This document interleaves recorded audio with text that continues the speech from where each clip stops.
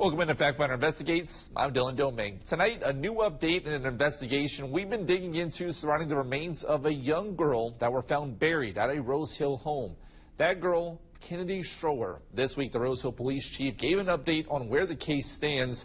It was the first update from police in nearly a month. So far, no charging decision has been determined. He says numerous agencies are still working the case.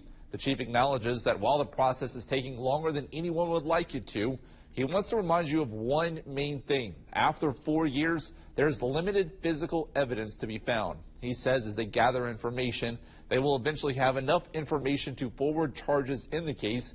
Kennedy was adopted by Christina and Joe Schroer back in 2019. Investigators believe she died in late 2020 when she would have been 6 years old.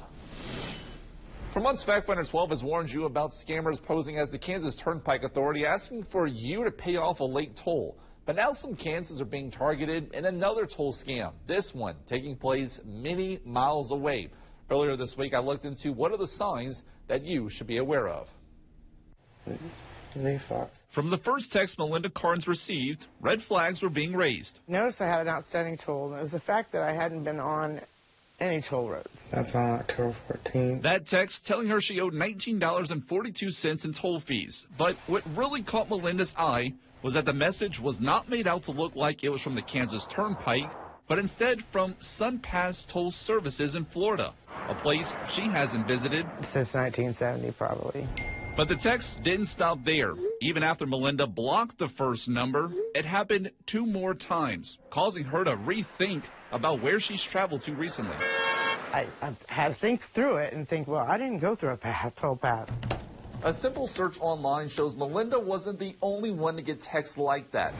Back in May, Florida's Attorney General shut down 10 fraud websites posing as SunPass. But months later, the fraud links have continued to be sent out. The Better Business Bureau says it's just one of the tactics that scammers use to get you to click on one of their links. It's a whack-a-mole exercise, right? It's just like look-alike websites. We release an investigation. That site very quickly is taken down, which is great.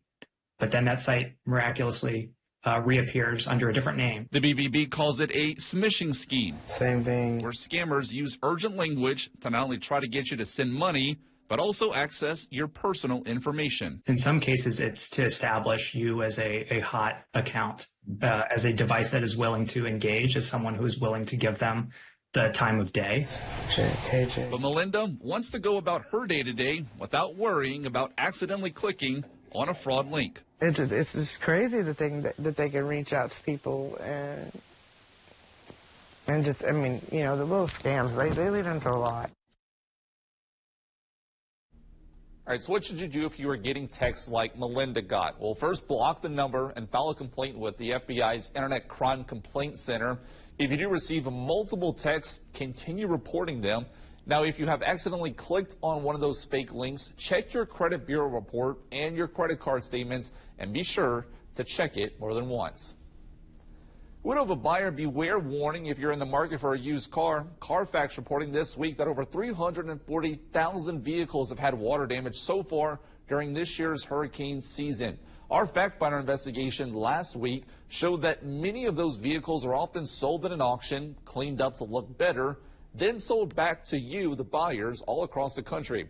Carfax telling us that as of this spring, 1,000 flood-damaged cars were put back on the roads here in Wichita. That doesn't account for the hundreds of thousands of vehicles impacted by the hurricanes. An automotive expert warns that over the next 6 months, Wichita and Kansas can expect those cars with water damage to end up in car lots for sale. Now, we do have tips on what to look out for and how to check if your car has prior water damage up on the 12 News website.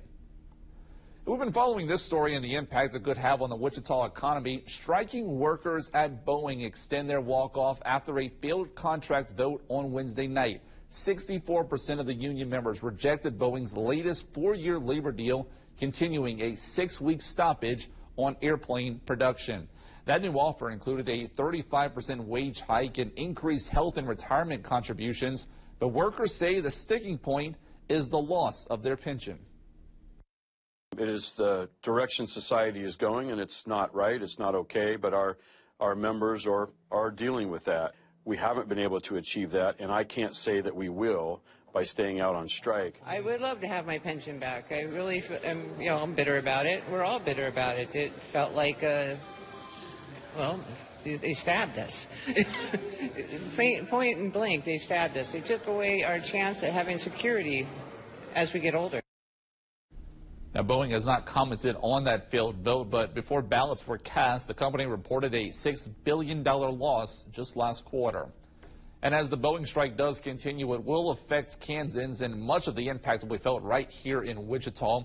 According to some experts, the strike will have a ripple effect that will touch everyone who works at Boeing itself or works somewhere that sells to Boeing. So if Boeing isn't in operation, then companies that supply Boeing, such as Spirit Aerosystems, will also slow down. If those workers spend less money will be going back into the Wichita economy. A $6 billion loss and all of the trouble that Boeing has had these past few years calls into question, the strength of the company. It will take a commitment to putting engineering and a quality product first, and the financial and what Wall Street thinks about the stock price second. Professor Ginther there also said that with everything that has happened with Boeing lately, it will take the company a long time to recover their reputation. Also this week, Textron reported a $128 million profit in the third quarter. That's down $32 million from a year before. That's according to a new earnings report. Textron revenues remain roughly the same, but were millions short of what Textron estimated them to be. The lower than expected earnings follow a nearly month-long strike by machinist union members at Textron Aviation. They approved a new contract over the weekend and returned to work this week. We make facilities for men. We have men in mind. Men are the default. And so it's seen as like extra to have to worry about this, which is so crazy, because if you incarcerate women, you should have to worry about it. Absolutely. Coming up, our national investigative team exposes delays and hurdles in getting period products in prison.